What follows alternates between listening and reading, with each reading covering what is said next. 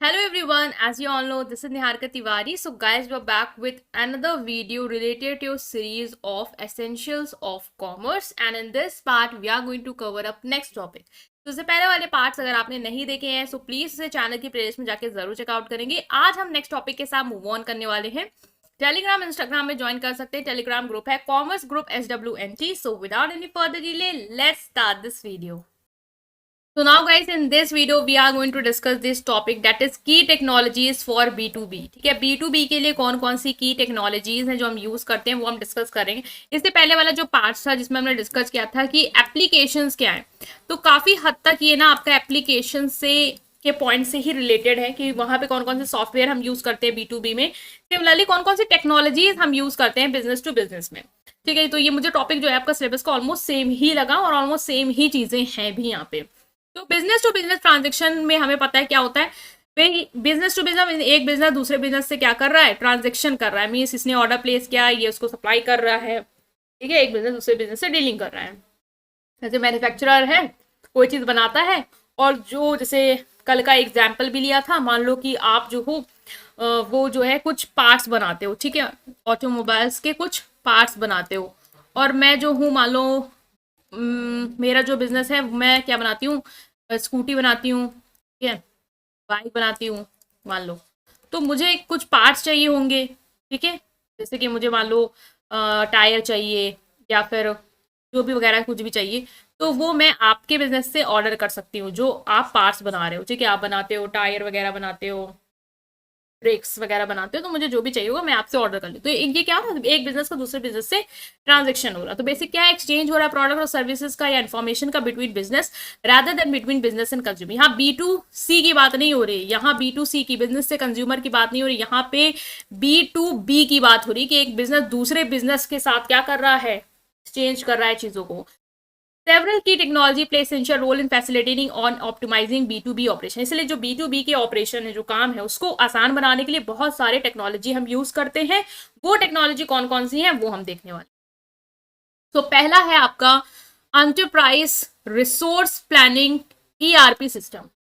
ठीक है, enterprise resource planning system क्या होता है, ERP system integrate various business processes and functions, जैसे फाइनेंस हो गया, HR हो गया, इन्वेंट्री मैनेजमेंट हो गया, सप्लाई चेन हो गया, into a centralise system. Basically जो एक ये ERP सिस्टम है ना, वो क्या करता है कि एक बिजनेस के जितने भी डिपार्टमेंट है, मान लो जितने भी फंक्शन है, जैसे कि एक बिजनेस में HR डिपार्टमेंट होगा जो हायर कर रहा होगा लोगों को, एक फाइनेंस होगा जो पूरा फाइनेंस मैनेज कर रहा होगा, एक इन्वेंट्री मैनेजमेंट डिपार्टमेंट जो देख रहा होगा कि गुड सर्विसेज जो बन रहा है उसका स्टॉक है या नहीं है, एक होगा जो ये देख रहा होगा कि जो बन गया है गुड्स वो सप्लाई हो रहा है, सही से नहीं हो रहा, कस्टमर तक पहुंच रहा है नहीं पहुंच रहा है। तो ERP सिस्टम बेसिकली एक ऑनलाइन ऐसा सिस्टम है जो बिजनेस के इन सारे एरिया को आपस में क्या कर देता है, कनेक्ट कर देता है। मीन्स इन सारे जो भी डिपार्टमेंट है या इन सारे फंक्शंस की जो भी डेटा है उसको कलेक्ट करके एक जगह लाके इकट्ठा कर देता है। ठीक है, this technology enables seamless coordination and data sharing across different department within the organisation and can streamline B2B transaction by automating workforce and improving efficiency. मान लो ये क्या करता है, जैसे बताया कि बहुत सारे जो भी आपके एरियाज हैं, जो बहुत सारे फंक्शन है, उनके सारे डेटा जो है वो एक जगह लाके क्या कर देता है, इकट्ठा कर देता है। अब एक जगह इकट्ठा कर दे रहा है तो फिर क्या आसान हो रहा है, ये आपको आ रहा है वो क्वेश्चन। देखो जैसे कि बहुत सारा डेटा, जैसे फाइनेंस का हो गया, ह्यूमन रिसोर्स का हो गया, कि सप्लाई चेन का हो गया, इन्वेंट्री सेल्स का हो गया, या कस्टमर रिलेशनशिप का हो गया। तो जितना भी डेटा है, मान लो कि फाइनेंस का डेटा आपके पास ये जगह अवेलेबल है, तो HR को का फाइनेंस का डेटा चाहिए तो उसको वो डेटा मिल रहा है। ठीक है, या सप्लाई चेन को डेटा चाहिए कि इन्वेंट्री या सेल्स का क्या स्ट्रक्चर है, क्या चल रहा है, तो वो उसको वहां से डेटा उठा लेगा।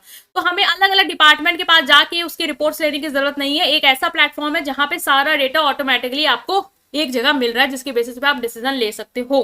ठीक है, तो ये क्या करता है, आपको हेल्प करता है कि आप बहुत सारे बिजनेस के प्रोसेस को आपस में क्या कर लो, इंटीग्रेट कर लो, लिंक कर लो। ठीक है, अब एग्जाम्पल से देखेंगे कि कैसे ये वर्क कर रहा है। मान लो एक मैन्युफैक्चरिंग कंपनी है जो ERP सिस्टम यूज कर रही है।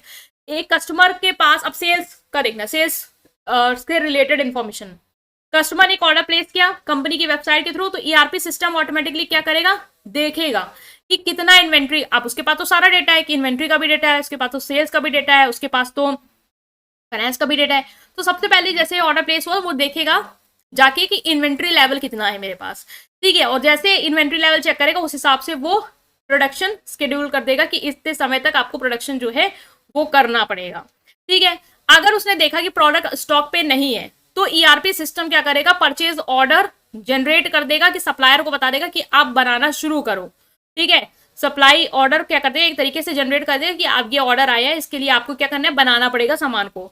तो हमारे पास ये कौन सा डिपार्टमेंट है, ये इन्वेंट्री या प्रोक्योरमेंट, क्योंकि भाई उसने इन्वेंट्री लेवल चेक किया नहीं है तो ईआरपी को क्या किया, इन्फॉर्मेशन दी कि सेल्स होगी, सेल्स डिपार्टमेंट के पास एक ऑर्डर आया है तो आपको क्या करना है, उसके लिए वर्क करना शुरू कर दो, ठीक है। ईआरपी सिस्टम क्या करेगा, उसी हिसाब से जो भी आपका प्रोडक्शन है उसकी प्लानिंग करेगा कि रिसोर्स कितने अवेलेबल है, चेक करेगा कस्टमर की डिमांड क्या है, मेरे पास ह्यूमन रिसोर्स कितना अवेलेबल है, कितनी कैपेसिटी, उसके हिसाब से वो प्रोडक्शन की प्लानिंग करना शुरू कर देगा। उसके बाद वो ये भी देखेगा कि जो फाइनेंस वाला स्ट्रक्चर डेटा है उसमें वो ये भी चेक करेगा कि मेरे पास प्रॉपर उसके लिए अमाउंट है या नहीं। फिर इनवॉइस जनरेट करेगा, ऑर्डर आया है, बना है, बनेगा तो उसकी इनवॉइस जनरेट करना, फिर ट्रैक करना क्या पैसा आया नहीं आया, पेमेंट को ट्रैक करते रहना, ये सारी चीजें भी ऑटोमेटिकली वो उस ऑर्डर से रिलेटेड करेगा। और ये भी हेल्प करेगा ये इंश्योर करने में कि जो भी एम्प्लॉयज हैं उन तक ये इन्फॉर्मेशन गई हो और वो लोग भी अपने वर्क करना शुरू करें और उनको भी इससे जो भी रिजल्ट से बेनिफिट मिल रहा है वो उनको मिले। तो एक ईआरपी सिस्टम जिसने सारे डिपार्टमेंट को या प्रोसेस को लिंक कर दिया है वो इस तरीके से वर्क करता है कि सबको साथ लेके एक साथ कोऑर्डिनेट कर देता है ताकि जो भी एक बिजनेस का दूसरे बिजनेस के साथ ट्रांजैक्शन है वो सक्सेसफुली हो जाए। तो पहला तो ये हो गया। दूसरा है आपका customer relationship management system, CRM system. देखो कस्टमर रिलेशनशिप मैनेजमेंट बेसिकली तो B2C के लिए यूज होता है, लेकिन यहाँ पे कुछ की इंपॉर्टेंट B2B में भी है, ठीक है। CRM सिस्टम हेल्प करता है बिजनेस को कि वो ट्रैक करे और रिलेशनशिप को मैनेज करे दूसरे बिजनेस के साथ, कस्टमर डेटा एनालाइज करे, ऑप्टिमाइज करे सेल मार्केटिंग स्ट्रेटेजी। अब जो आपका ये कस्टमर रिलेशनशिप मैनेजमेंट सिस्टम है इसके पास आपके जो भी एक बिजनेस के दूसरे बिजनेस के क्लाइंट्स हैं, ठीक है, एक बिजनेस के जो भी क्लाइंट्स हैं दूसरे बिजनेस, उनके पास उनका डेटा यहाँ पे अवेलेबल होता है। तो आप चेक कर सकते हो कि आपके कस्टमर की इंफॉर्मेशन क्या है, कि उसका कॉन्टैक्ट डिटेल क्या है, उसने पास में कुछ खरीदा है या नहीं खरीदा है, परचेज हिस्ट्री क्या रही है, उसकी प्रेफरेंस क्या रही है, उस हिसाब से आप पूरा चेकआउट कर सकते हो एक कस्टमर की जो भी क्वेरीज है उसको। नेक्स्ट है रिलेशनशिप को ट्रैक करना और मैनेज करना। सीआरएम आपको हेल्प करता है कि आप बिजनेस को ट्रैक करो कि आपका जो भी कस्टमर इसने ऑर्डर आप मान लो आपको प्लेस किया है, ठीक है, आपने पहले उसकी हिस्ट्री इन्फॉर्मेशन चेक कर दी, जो भी ऑर्डर आया आपने देख लिया पास में क्या था, सब आपको पता चल गया। अब आप उससे टच में रहोगे कि ईमेल फोन कॉल्स के थ्रू उसको क्या कर सकते हो, इन्फॉर्म कर सकते हो कि आपकी जो चीज़ें या ऑर्डर दिया है या ऐसे बन रहा है, या फिर उसने पास में ऑर्डर नहीं प्लेस किया है तो उसको ट्रैक कर सकते हो कि आप नया स्टॉक है आप ऑर्डर प्लेस करें। तो इससे क्या होगा, रिलेशनशिप इंप्रूव हो रहा है, आप बार बार उसको क्या कर रहे हो, टारगेट कर रहे हो। इसी के हिसाब से जो CRM होते हैं वो कस्टमर जो भी होते हैं आपके कस्टमर का जो भी डेटा है उसके बेसिस पे उसको क्राइटेरिया में भी बांट देते हैं कि किस इंडस्ट्रीज का आपका बिजनेस वाला कस्टमर है, ठीक है, वो कौन सी इंडस्ट्री से बिलोंग करता है, उसकी कंपनी का साइज क्या है, किस लोकेशन में उसकी इंडस्ट्री है, परचेजिंग बिहेवियर कैसा है, कैसे कैसे कितने ऑर्डर। तो आपके पास ये पूरा एक सिस्टम आपके पास डेटा तैयार कर देता है कि अब आप इस डेटा के हिसाब से क्या कर पाओगे, अपनी सेल्स कैसे करनी है वो समझ पाओगे, कैसे उनको बार बार रिमाइंड देना है, ठीक है, कैसे अपने मार्केटिंग एफर्ट्स लगाने हैं, वो सब चीजें आप इजीली कर पाओगे एक बिजनेस दूसरे बिजनेस को अटेंड करने के लिए। तो ये आपका हेल्प करता है इस सिस्टम के थ्रू आपका चीज़ों को आसान बनाने के लिए, ठीक है। नेक्स्ट जो आपके हैं यहाँ पे टेक्नोलॉजी जो आप यूज़ करते हैं वो है इलेक्ट्रॉनिक डेटा इंटरचेंज। इंटरचेंज हो रहा मीन्स चेंज हो रहा है, कौन सा डेटा चेंज हो रहा है, किस फॉर्म में, इलेक्ट्रॉनिक फॉर्म में।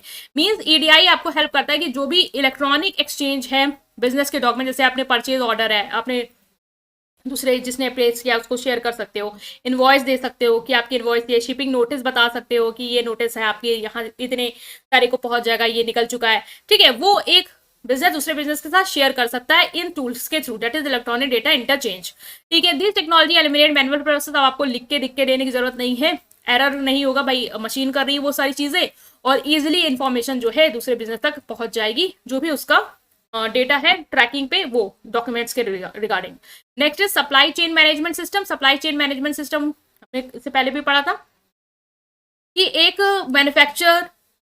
मैन्युफैक्चरिंग पॉइंट से एंड कस्टमर तक प्रोडक्ट पहुंचाने के थ्रू और जितनी भी एक्टिविटीज होती है वो आती है आपकी सप्लाई चेन मैनेजमेंट में। ठीक है। तो सप्लाई चेन मैनेजमेंट में जो हेल्प करता है, जो सप्लाई चेन मैनेजमेंट सिस्टम है, जो टूल्स है, जो सप्लाई के चेन को मैनेज करता है, वो टूल आपको हेल्प करता है कि जो भी गुड्स का फ्लो है, सर्विस का या इन्फॉर्मेशन का, वो आराम से सप्लाई चेन के थ्रू हो जाए। In B2B scenario, SCM system enable efficient inventory management, demand forecasting, supply collaboration and logistic optimisation. ये क्या करता है, ये सिस्टम जो है वो आपको पूरी इन्फॉर्मेशन देता है, ठीक है। ये इंश्योर करता है कि जो भी आपकी इन्वेंट्री है वो प्रॉपर मेंटेन हो, ठीक है। डिमांड को फोरकास्ट कर लेता है, ये सिस्टम की डिमांड क्या होगी आपके कस्टमर की, उस हिसाब से आपके पास पूरी इन्वेंट्री मैनेज हो, ठीक है। सप्लाई के साथ कोऑर्डिनेट करना, उसको बताना कि आपका जो प्रोडक्ट है वो हमने डिस्पैच कर दिया, ये आपको इनवॉइस है, ये आपको मिल जाएगा, ठीक है। लॉजिस्टिक को अरेंज करना, ठीक है, कि पार्टनर्स जो हैं वो डिलीवर करें सप्लाई को समय पे। ये सारा सिस्टम इन सब चीज़ों को आसान बना देता है एक बिजनेस के लिए, जिससे क्या होगा, विजिबिलिटी इनहैंस होगी, जो भी आपके पास ऑर्डर प्लेस किया उसको भी टाइम टू टाइम डेटा मिलता रहेगा, ट्रैकिंग मिलती रहेगी, आराम से आप कोऑर्डिनेट कर लोगे, सारे सप्लाई चेन के जो भी पार्टनर्स हैं उनको एक दूसरे के साथ इन्वेंट्री वाला कोऑर्डिनेट कर लेगा, लॉजिस्टिक्स से कि सामान पहुंच रहा नहीं पहुंच रहा, ये पूरा सिस्टम सबको लिंक कर देगा, जिससे क्या होगा, सप्लाई इजिली कस्टमर तक पहुंच जाएगी, ठीक है। तो ये भी एक टूल है जो यूज कर रहे हैं। E commerce and online market place, basically क्या है, B2B e commerce platform and online market place enable करते हैं बिजनेस को कि वो ऑनलाइन प्रोडक्ट और सर्विसेज को क्या करें, खरीदे और बेचे। एक ऐसा प्लेटफॉर्म बना दिया जहाँ पे बायर्स आके और सेलर आके आराम से ऑनलाइन अपने प्रोडक्ट को बेचो, खरीद सकते हैं, ठीक है। डिजिटल मार्केट प्लेस बना दिया जहाँ पे बायर्स या बिजनेस जो है वो सप्लायर के साथ कनेक्ट कर सकते हैं, डिस्ट्रीब्यूटर के साथ कनेक्ट कर सकते हैं, कस्टमर के साथ ग्लोबली, ठीक है, ट्रांजेक्शन कर सकते हैं, कोई नेगोशिएशन करना है वो कर सकते हैं, कॉन्ट्रैक्ट कर सकते हैं एक डिजिटली इन्वायरमेंट, ठीक है। तो ये भी बेनिफिट है। कोलैबोरेशन एंड कम्युनिकेशन टूल, ऐसी टेक्नोलॉजी भी यूज होती है जो B2B को हेल्प कर रही है कि आप अच्छा खासा कम्युनिकेशन जो है वो कर पाओ, कोलैबोरेट कर पाओ अपने जो भी स्टेक होल्डर, जो भी बिजनेस है उनके साथ। मतलब ऐसे टूल्स हैं, ऐसे टेक्नोलॉजीज हैं, जैसे कि वीडियो कॉन्फ्रेंसिंग कर सकते हो, भाई जिस बिजनेस से आपके पास ऑर्डर प्लेस किया है आप उसको वीडियो कॉल के थ्रू बातचीत कर सकते हो, उसको मैसेज कर सकते हो, ठीक है। प्रोजेक्ट को मैनेज करने के टूल्स आते हैं वो यूज कर सकते हो, डॉक्यूमेंट शेयरिंग प्लेटफॉर्म यूज कर सकते हो, जिससे क्या होगा, आप रियल टाइम पे अपने जो भी आपका क्लाइंट है बिजनेस उसके साथ कम्युनिकेट कर सकते हो, टीम वर्क होगा, एक साथ आप कोलैबोरेट करोगे, बातचीत करोगे, इन्फॉर्मेशन शेयर करोगे, आइडियाज शेयर करोगे आपस में, तो वो आसान हो जाएगा। तो लास्ट जो है वो है big data analytics and business intelligence tool. ये भी टूल्स हैं जो आपको हेल्प कर रहे हैं, बड़े डेटा का एनालिटिक्स दे रहे हैं आपको, ठीक है। और एक तरीके की बिजनेस इंटेलिजेंस मींस ये हेल्प करता है बिजनेस को कि वो लार्ज वॉल्यूम ऑफ डेटा को एनालाइज करे, टू मींस जब आपके पास बहुत सारा डेटा अवेलेबल है उसको एनालाइज करो तो आप अच्छे डिसीजन ले पाओगे, आप समझ पाओगे चीजें चल क्या रही, मार्केट में हो क्या रहा है, कस्टमर किस तरीके से बिहेव कर रहा है, ऑर्डर किस तरीके से दे रहा है, ठीक है। उसी हिसाब से जब आप यूज करके अपनी डिसीजंस लोगे, उसी हिसाब से जब अपनी प्रोडक्शन कैपेसिटी बढ़ाओगे या डिमांड को मैनेज करोगे या स्टॉक अवेलेबल रखोगे, तब आप आसानी से चीजों को कर पाओगे। तो B2B रिलेशनशिप को इंप्रूव करने के लिए, ग्रोथ करने के लिए बिजनेस में ये हेल्प कर रहा है आपका big data analytics intelligence too. Right guys, तो हमने ये डिस्कस किया, आई होप आप समझ पाए। स्टिल कोई भी डाउट है कमेंट सेक्शन में पूछेंगे, वीडियो को लाइक करेंगे, चैनल को सब्सक्राइब करेंगे और अपने फ्रेंड के साथ इस पूरी प्लेलिस्ट को जरूर शेयर करेंगे। Thank you.